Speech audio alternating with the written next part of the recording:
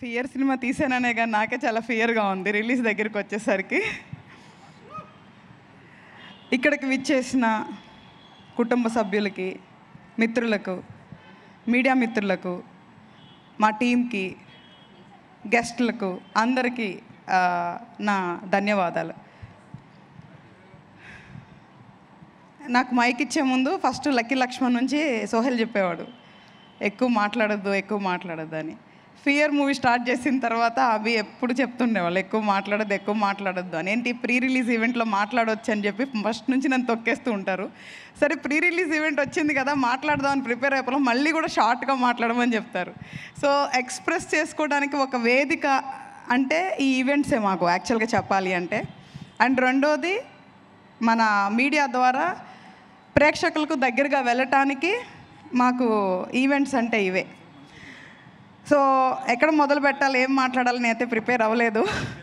So ఒక మంచి ఉద్దేశంతో చాలా పవిత్రంగా కళని నమ్ముకొని ప్రేక్షకుల మీద, అంటే చెప్పాలి అంటే ఎనీ ఇండస్ట్రీలో కస్టమర్ ఈజ్ గాడ్ అంటారు. అలాగే ఎప్పుడు నేను చెప్తుంటా, మూవీ ఇండస్ట్రీకి ఆడియన్స్ ఈజ్ గాడ్, అంటే ప్రేక్షక దేవుళ్ళు అని అందరూ చెప్తుంటారు. కాబట్టి ప్రేక్షకులు నమ్ముకొని ఇక్కడ అందరూ కూడా సినిమాలు చేస్తున్నట్లే మేము కూడా దత్తాత్రేయ మీడియాని స్థాపించడం జరిగింది. అంతే పవిత్రంగా మొదటి సినిమా లక్కీ లక్ష్మణ్ని చాలా సక్సెస్ఫుల్గా కంప్లీట్ చేసి థియేటర్స్లో రిలీజ్ చేసి అమెజాన్ ప్రైమ్లో అవైలబుల్ ఉంది.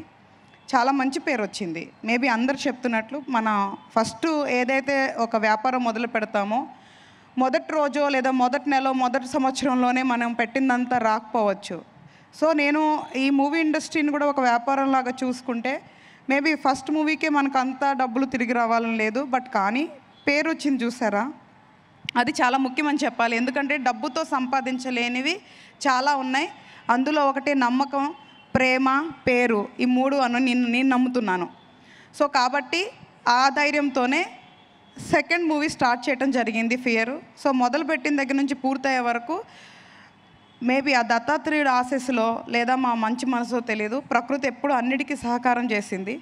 సో అందుకే ఏదైతే ఫస్ట్ టీం ఉందో అదే టీంతో మేము సెకండ్ కంటిన్యూ అయ్యామంటేనే మేము ప్రయాణం చేసే వాళ్ళతో మేము ఒక పని, పైసలు అనే బంధాలు కాకుండా మేము మనసుతో ఒక ఏమంటారు, ఒక ప్యూర్ హార్ట్తో మేము రిలేషన్స్ చేస్తాం. కాబట్టి మాకు ఒక పెద్ద కుటుంబం అనేది ఏర్పడింది ఈరోజు.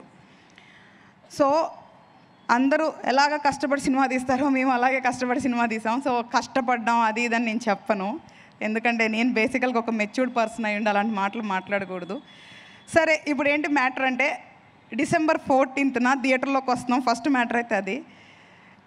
ఎందుకు భయం ఉంది, మంచి సినిమా కానీ తీసినాం అని చాలామంది అడుగుతున్నారు. ఎందుకు భయం ఉంది అంటే, ఒకప్పుడు ఇండస్ట్రీలాగా ఇప్పుడు లేదు, అందుకు భయం ఉంది నాకు. ఒకప్పుడు ప్రేక్షకుల్లాగా ఇప్పుడు లేరు, అందుకు భయం ఉంది నాకు. మేము చూసి బయట అనుకుంది వేరు, ఇండస్ట్రీలోకి వచ్చినప్పుడు జరిగేది వేరు ఉంటుంది. అన్ని ఇండస్ట్రీస్లో లాగానే గుడ్ ఆర్ బ్యాడ్ ఉంటుంది. బట్ ఏ ప్రోడక్ట్ అయినా తయారు చేసేటప్పుడు ఒకలా ఉంటే అమ్మేటప్పుడు ఒకలా ఉంటుంది. సో కాబట్టి డబ్బులు పెట్టినప్పుడు ఎవరైనా సరే డబ్బులు తిరిగి రావాలనుకోవటం తప్పలేదు, అలాగే మేము కూడా అనుకుంటాము. కాకపోతే ఏంటంటే ప్రేక్షకులు ఏమనుకుంటున్నారంటే ఒక సెట్ క్రియేట్ చేస్తారు. నేను మూవీ గురించి మాట్లాడేది ఎక్కువేం మాట్లాడదలుచుకోవట్లేదు, ఎందుకంటే అది నేను థియేటర్లోనే చూపించాలనుకుంటున్నా నేనేం చేశానో. ఎందుకంటే నేనేం మాట్లాడినా కూడా థియేటర్కి ప్రేక్షకులు రావాలనుకుంటేనే వస్తారు. సో దాన్ని నేను రిక్వెస్ట్ చేసుకుంటా. తర్వాత ఒక్క పాయింట్ నేను చెప్పాలనుకుంటున్నా ప్రేక్షకులకి, అవుట్ ఆఫ్ ద కంటెస్ట్ అయి ఉండొచ్చు ఇది, బట్ నేను ప్రతి ఒక్కరికి ఇది మెసేజో లేదా ప్రేక్షకులకి నా విన్నతి కూడా కావచ్చు.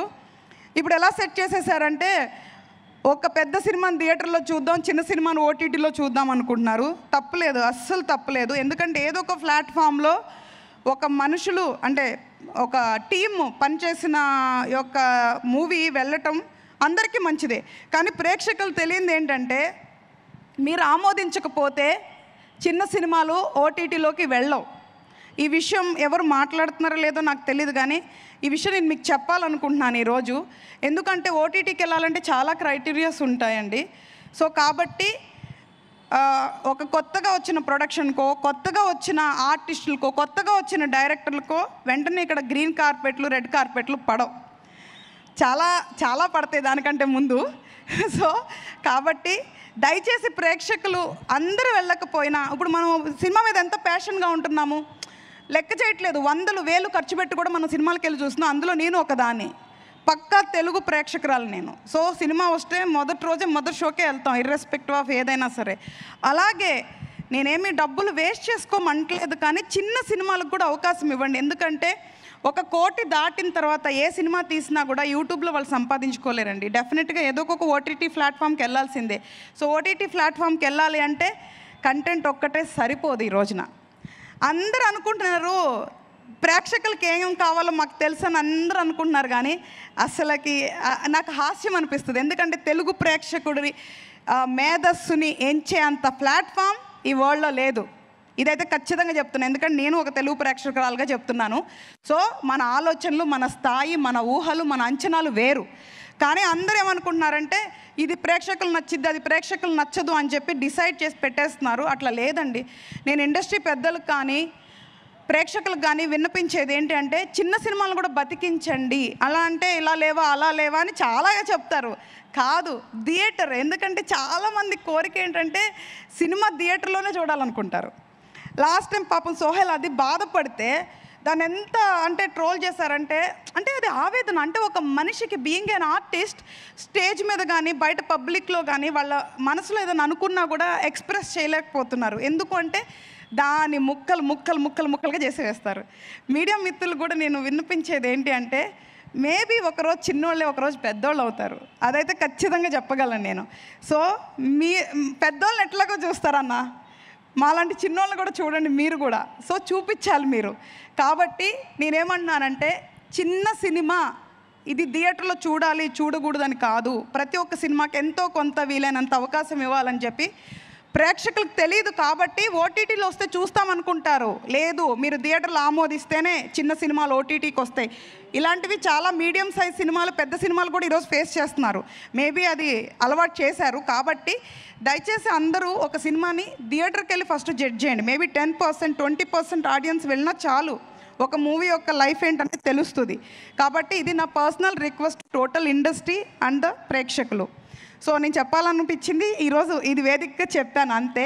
సో కమింగ్ టు నా మూవీ, క్విక్గానే క్లోజ్ చేసేస్తాను. సో నిజం చెప్తున్నానండి, మంచి మనసుతో చేస్తే ప్రకృతి ఎప్పుడూ కూడా సహకరిస్తుంది. అలాగే నేను తెలుగు ప్రేక్షకురాలుగా తెలుగు ప్రేక్షకులకి దగ్గరగా వెళ్ళాలి.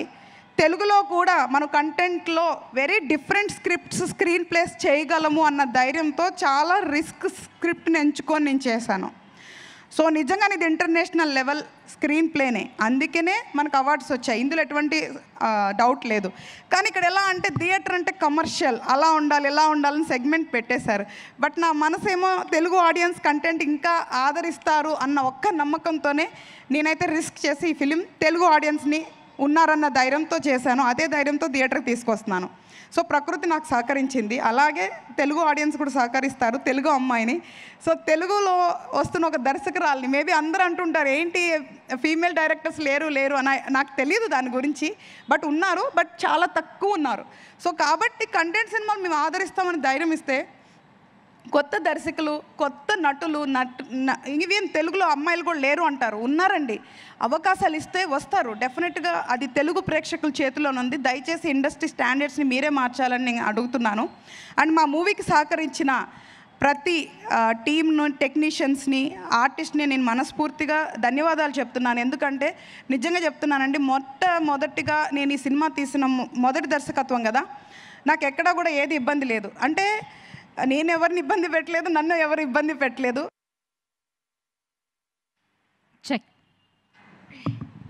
ఇది ప్రొడ్యూసర్ గారి పని అయి ఉంటుంది, మాట్లాడుతున్నాను కదా అని మైక్ కట్ చేసి ఉంటారు. సో అంతకు మించి నన్ను నమ్మి నాకు అవకాశం ఇచ్చారు.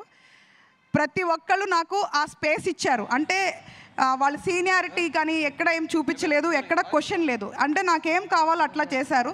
సో ఫస్ట్ టెక్నీషియన్స్ అయిన ఆండ్రూ గారు, అనూప్ సార్కి నేను జీవితాంతం రుణపడి ఉంటానని చెప్పాలి. ఎందుకు అంటున్నానంటే, ప్రతి ఒక్కరు డబ్బులు తీసుకొని పని చేస్తారు, కానీ ఆ పనిలో నిజాయితీ ఉండాలి, మనకి ఆ డెలివరబుల్స్ ఉండాలి. అలాగా ఆండ్రూ గారు కానీ అనూప్ సార్ కానీ ద బెస్ట్ ఇచ్చారు. ఇంకా అనూప్ సార్ అంటే నేను ఎప్పుడు కూడా భగవంతుడితో పోలుస్తాను. ఎందుకంటే దైవం మనిషి రూపేణ అన్నట్లు ఈజ్ లైక్ ఎంత పెద్ద టెక్నీషియన్ అయినా ఒక దర్శకురాలు ఆ దర్శకుడి దగ్గరికి వెళ్తే ఆయన ఎవరు వాళ్ళు పెద్దోళ్ళ చిన్నోళ్ళని చూడండి, ఆయన టెక్నికల్గా ఏం న్యాయం చేయాలని చూస్తారో అందులో ఆయన బెస్ట్. సో నేను వాళ్ళకి ఎప్పటికీ నేను రుణపడి ఉంటాను, అంత స్పేస్ నాకు ఇచ్చినందుకు, నేను అనుకున్న విజువల్స్ అండ్ మ్యూజిక్ ఇచ్చినందుకు. అవి లైఫ్ అండి మన మూవీకి.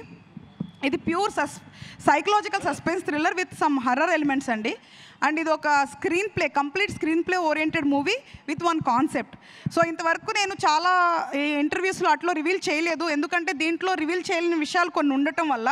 బట్ ఈరోజు ఫస్ట్ ఇది వేదికగా నేను ఇందులో ట్విన్స్ ఉన్నారు అని ఒక రివీల్ చేశాను. ఎందుకు అంటే ఇది ఓన్లీ సస్పెన్స్ థ్రిల్లర్ ఆడియోనే కాదు, ఫ్యామిలీ పిల్లలతో వెళ్ళి చూడగలిగిన సినిమా అని నేను చెప్పాలనుకున్నాను. అందుకే ఇన్ని రోజులు నేను వెయిట్ చేశాను. సో ఇది UBI సర్టిఫైడ్ అండి. సో హ్యాపీగా డెఫినెట్గా అందరూ ఫ్యామిలీస్తో పిల్లలతో వెళ్ళొచ్చు. సెకండరీ నా మెయిన్ దీనికి వన్ ఆఫ్ ద పిల్లర్ వేదిక. నిజంగా చెప్తున్నానండి, చాలా డైరెక్టర్ ఫ్రెండ్లీ ఆవిడ. నాకేం కావాలో అది 100% కాదు, 200 1000% ఇచ్చేశారు. అంటే నేను ఎప్పుడు తన ఏంజల్ బంగారం అని పిలుస్తుంటాను, అంత మంచిది. నిజంగా చెప్తున్నాను, ఎక్కడ ఇబ్బంది పెట్టలేదు. నేను షూటింగ్ ఆన్ టైం చేశానంటే నా ఆర్టిస్టులు, నా టెక్నీషియన్స్ వల్ల. సో మేము ఎంతమంది ఎన్నైనా ప్లానింగ్ చేస్తారు, వీళ్ళు సపోర్ట్ లేకపోతే ఏం చేయలేం. సో వాళ్ళు బాగా సపోర్ట్ చేశారు. సో ఇంకా సాహితీ గురించి నాకు ఎంత చెప్పినా తక్కువే. అంటే ఫ్రెండ్, ఆర్టిస్ట్ అంతకు మించి, అంటే తను ఎంత సపోర్ట్ ఇవ్వాలో అంతకు మించి నాకు ఈ మూవీలో తను ఇచ్చింది. ఎప్పుడు ఏం పిలిచినా ఎలాగనంటే మోరల్గా, ఫిజికల్గా నాకు ఫుల్ సపోర్ట్ ఇచ్చింది. నిజంగా సాహితీ, నీకు కూడా నేను చాలా రుణపడి ఉంటాను ఈ విషయంలో మాత్రం. సో అలాగే జయప్రకాష్ గారు, అనీష్ కుర్వెల్లా గారు, పవిత్ర లోకేష్ గారు, షాయిజీ షిండే గారు, సత్యకృష్ణ గారు, షాని, సాహితీ, అరవింద్ కృష్ణ, స్వీటెస్ట్ పర్సన్ ఇక్కడ లేరు. యాక్చువల్గా ఏంటంటే మన డేట్ అలా కుదిరిందో, వాళ్ళకి హెల్త్ సిక్ అయ్యారో తెలియదు కానీ ఈవెన్ అరవింద్ కృష్ణ కూడా సిక్కున్నారు ఈరోజు. అప్పాజీ గారు. సో అందరూ కూడా నాకు చాలా సపోర్ట్ చేశారండి. నిజంగా నేను వాళ్ళకి ధన్యవాదాలు చెప్తున్నాను ఈ వేదిక ముఖంగా. సో ఎవరన్నా మర్చిపోతే నన్ను క్షమించండి. అట్లాగే నా ఫ్యామిలీ అయిన సతీషు, అనురాగు, అమీను. సో వాళ్ళు లైక్ చెప్పారు కదా మన బ్యానర్లో ఫ్యామిలీ లాగా. అండ్ నన్ను ఫస్ట్ ఈ మూవీ స్టార్ట్ చేసినప్పుడు అంటే హస్బెండ్ కాబట్టి అభి నమ్మటం పెద్ద విచిత్రం కాకపోవచ్చు.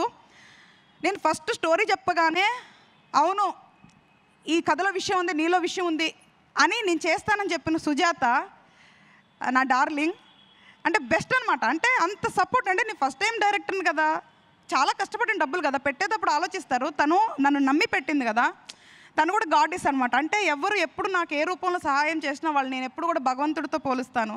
సో కాబట్టి నిజంగా తను ముందుకు రావటం నాకు చాలా ధైర్యాన్ని ఇచ్చింది. అలాగే నా ఫ్రెండ్స్ ఇండైరెక్ట్గా ఆర్ డైరెక్ట్గా నాకు ఈ మూవీకి చాలా సహాయం చేశారు. సో వాళ్ళందరికీ కూడా నిజంగా నేను అంటే జీవితాంతం నేను వాళ్ళని ప్రేమిస్తూనే ఉంటాను, వాళ్ళని ఎప్పుడు వాళ్ళతో ప్రయాణిస్తూనే ఉంటాను. So this is all about. నేను ఇంకా ఎక్కువ డ్రాగ్ చేయదలుచుకోవట్లేదు.